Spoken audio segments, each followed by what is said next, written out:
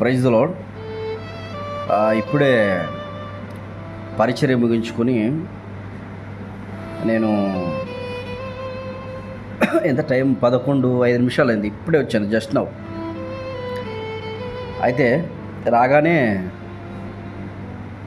ఇలా మొబైల్ చూడగానే India win అని రావడం జరుగుతూ వచ్చింది. చాలా హ్యాపీ అనిపించింది. మన భారతదేశం గెలవడం గర్వకారణం.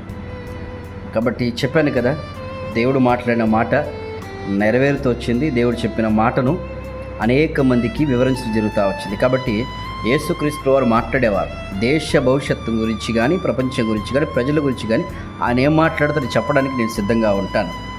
కాబట్టి భారతదేశానికి క్రైస్తవుడు గర్వకారణం.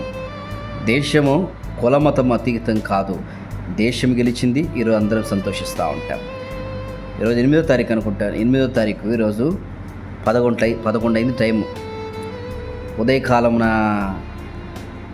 ఒక చోట 8 నుంచి 10 వరకు ఒక చోట వర్తమానం, మరలా 10 నుంచి 11 నుంచి 1 గంట వరకు ఇంకొక చోట 2 మెసేజ్లు, ఇలా 4 మెసేజ్లు. మరలా సాయంత్రం ఒక చిన్న గ్రామం సిద్ధినాయనపల్లి ఉంది. ఆ చిన్న గ్రామంలో 6:30కి వెళ్తే నేను చెప్పాను కదా, వీడియో మాట్లాడి దాన్ని అప్లోడ్ చేసి వెళ్ళడం జరుగుతూ వచ్చింది. కొంచెం మన YouTube channel pastor Varaprasad YouTube ఛానల్లో కూడా ఉదయం లైవ్ ఇవ్వడానికి కూడా కుదరలా. 2 నిమిషాలు వచ్చి ఆగిపోయింది. అది కొంచెం స్ట్రగుల్ అయిపోయింది. అందుకని వేరే ఛానల్లో పెట్టాలని కొంచెం తెలియజేయడం జరుగుతూ వచ్చింది.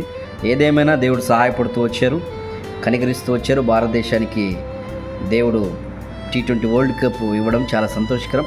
సంజు శాంసన్ చెప్పాను కదా, సంజు శాంసన్ విషయంలో దేవుడు అద్భుతం జరిగిస్తారని చెప్పిన మాట నెరవేరుతూ వచ్చింది. అక్కడ అందరూ టీం సమిష్టి కృషి అద్భుతం జరుగుతూ వచ్చింది. మీ జీవితంలో కూడా దేవుడు సహాయం చేస్తాడు. దేవుడి మీద పూర్తిగా ఆధారపడండి, ఆయన తెలియజేస్తూ ఉంటాడు. ఇంకా అనేకమైన భవిష్యత్తులో ఇంకొక అద్భుతమైన కార్యాలను భారతదేశం పొందినట్లుగా మనము చేద్దాం. దీని గురించి నేను మరలా మాట్లాడతాను. 11 అయిపోయింది కాబట్టి మళ్ళీ రేపు దినాన్ని ఉదయకాలాన్నే న్యూజివీడి మీటింగ్ ఉంది. న్యూజివీడి వెళ్ళాలా.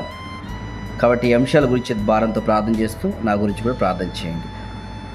జై భారత్, జై బోలో యేసు మహారాజ్కు జై బోలో. దేవునికి మహిమ కలుగును గాక. దేవానికి స్తోత్రం. ఆమెన్.